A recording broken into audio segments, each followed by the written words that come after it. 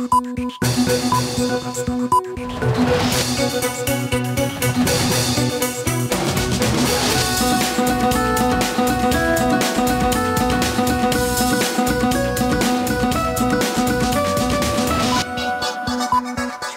স্বাগত মাছরাঙা সংবাদে। আপনাদের সঙ্গে আছি সুমাইয়া সাজ্জাদ। অন্তর্বর্তীকালীন সরকারের উপদেষ্টা হিসেবে শপথ নিয়েছেন সাবেক নৌ কর্মকর্তা ও মুক্তিযোদ্ধা ফারুকী আজম। সকালে বঙ্গভবনে রাষ্ট্রপতি মোহাম্মদ শাহাবুদ্দিন তাকে শপথ পাঠ করান।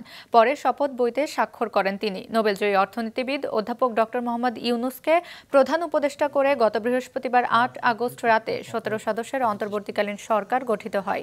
তবে মার্কিন যুক্তরাষ্ট্রে অবস্থান করায় ওই দিন শপথ নিতে পারেননি ফারুকী আজম।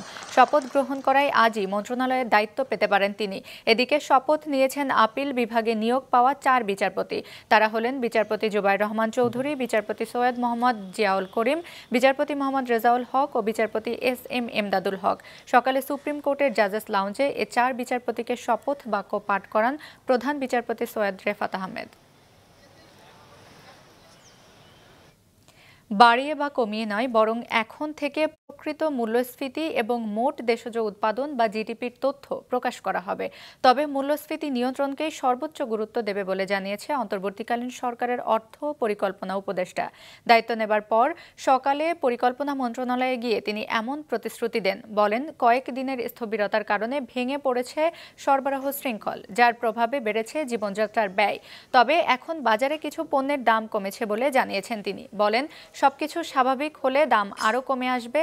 উপদেষ্টা জানান, শুধুমাত্র জরুরি প্রকল্প ব্যয়ে অর্থের যোগান দেওয়া হবে। জানান, স্থবিরতা যেন সৃষ্টি না হয়। কম টাকা ব্যয় করে বেশি সুফল মেলে এমন সব প্রকল্পে অর্থ ছাড় করা হবে বেশি। তিনি জানান, অর্থনৈতিক নানা সূচকে তথ্যের গরমিল এখন থেকে আর হবে না। পরিসংখ্যান ব্যুরো যাতে আরও সঠিকভাবে কাজ করতে পারে সেদিকে নজর দিতে হবে। সত্যিকার ছবিটা লোকজন দেখুক, চিত্রটা, এবং কন্ট্রোল করার জন্য আমরা যথেষ্ট। আমি আশা করি মূল্যস্ফীতির ব্যাপারটা সবচেয়ে একটা প্রায়োরিটি থাকবে। আমরা যে ফাইন্যান্স থেকে যা করবো, এখন বাংলাদেশ ব্যাংকের গভর্নর যদি অ্যাপয়েন্টমেন্ট হয় তার সাথে আমি বলবো যেটা ফার্স্ট প্রায়োরিটি। আর কয়েকটা প্রায়োরিটি আছে, ফরেন রিজার্ভ, এক্সচেঞ্জ রেট, এগুলো আছে 2-3টা। আর সবচেয়ে বড় হলো ব্যাংকিং সেক্টরের ব্যাপার। তবে মানুষের জীবনযাত্রার জন্য, ব্যবসা বাণিজ্যের জন্য যেগুলো দরকার এগুলো বন্ধ হবে না। ইতিমধ্যে তাদের ভার্বালি আমি বলেছি যে এগুলোর জন্য বন্ধ না হয়। ৪ দফা দাবিতে বৈষম্য বিরোধী ছাত্র আন্দোলনের ব্যানারে আজ থেকে সারা দেশে পালন করবে রেজিস্ট্যান্স উইক কর্মসূচি।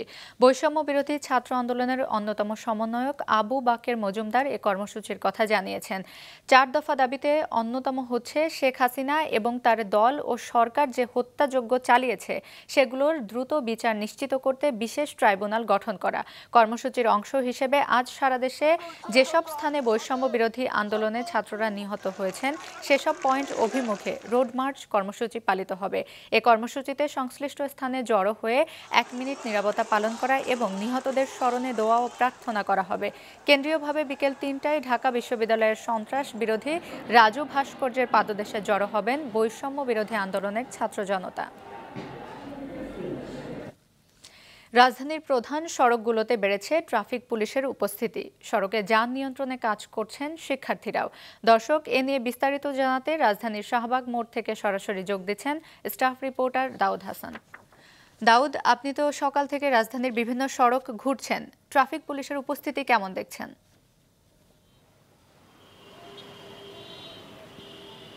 সুমাইয়া, গতকালকে থেকেই আমরা ট্রাফিক পুলিশকে সড়ক নিয়ন্ত্রণের যে দায়িত্ব সেটি পালন করতে দেখেছি।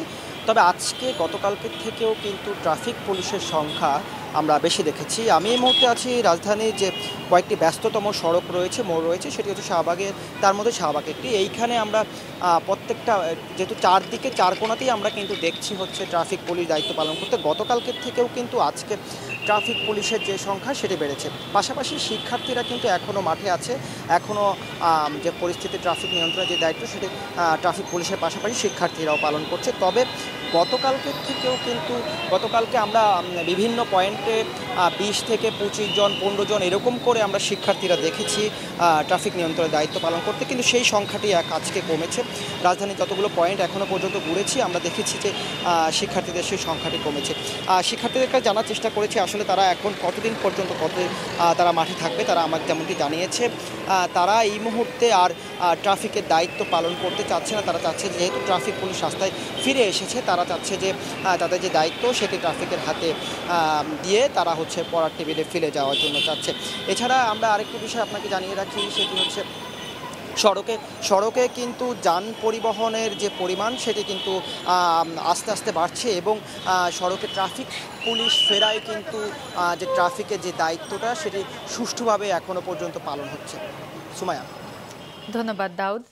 শাহবাগ মোড় থেকে জানাচ্ছিলেন সহকর্মী দাউদ হাসান।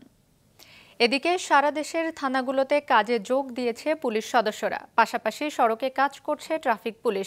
চুয়াডাঙ্গায় কাজে ফিরেছে পুলিশ সদস্যরা, সড়কে শিক্ষার্থীদের পাশাপাশি কাজ করছে ট্রাফিক পুলিশ। স্বাভাবিক হতে শুরু করেছে জেলার আইন শৃঙ্খলা পরিস্থিতি। শহরের গুরুত্বপূর্ণ পয়েন্টগুলোতে বিশেষ মহড়া দেন পুলিশ সদস্যরা। ব্রাহ্মণবাড়িয়ার থানাগুলোতেও স্বাভাবিক কার্যক্রম চলছে।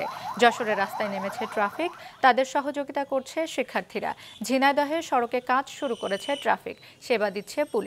শিক্ষার্থীরা ফুল দিয়ে বরণ করে নেয় পুলিশ সদস্যদের।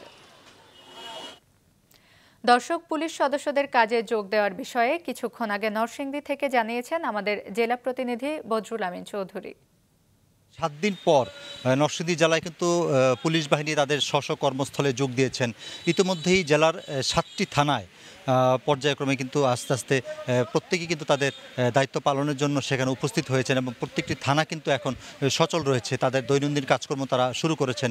যেমনটি আমার পিছনে দেখতে পাচ্ছেন যে নরসিংদী সদর মডেল থানায় কিন্তু এখন সকল পুলিশ সদস্য যারা রয়েছেন তারা কিন্তু হাজির হয়েছেন এবং তাদের স্ব দায়িত্ব কীভাবে পালন করবেন সেই বিষয়টি নিয়ে সেখানে আলোচনা করছেন।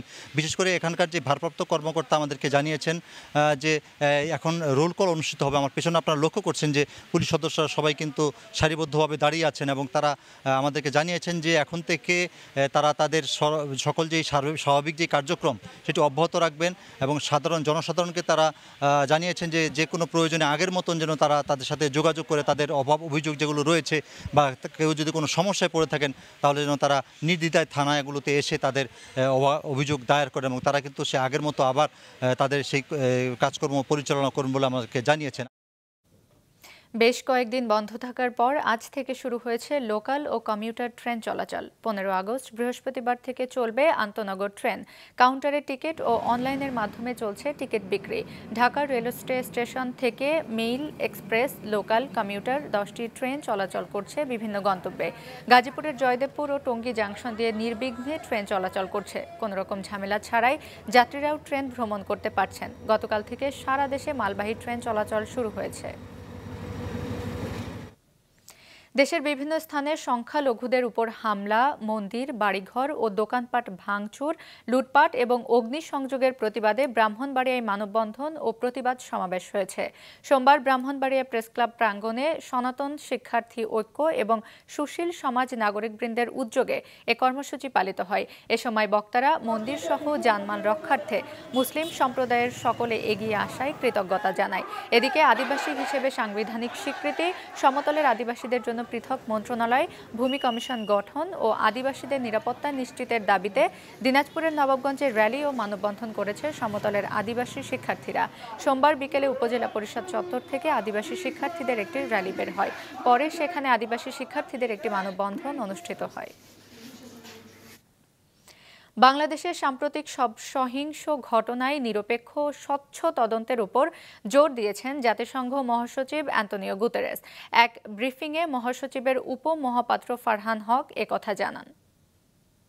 Are in touch with the current transitional body, and we hope that there will be continue to be an open, inclusive process of government formation, and that there can be a quick timetable for the restoration of democratic rule. বাংলাদেশের প্রধানমন্ত্রীর পদ থেকে শেখ হাসিনাকে ক্ষমতাচ্যুত করা সহ রাজনৈতিক পট পরিবর্তনে যুক্তরাষ্ট্রের কোনো ভূমিকা নেই বলে জানিয়েছে হোয়াইট হাউস। নিয়মিত প্রেস ব্রিফিংয়ে একথা জানিয়েছেন হোয়াইট হাউসের মুখপাত্র Karine Jean Pierre. No involvement at all. Any reports or rumors that the United States government was involved in these events is simply false. That is not true. This is a choice for and by the Bangladeshi people, We believe that the Bangladeshi people should determine the future of the Bangladeshi government, and that's where we stand.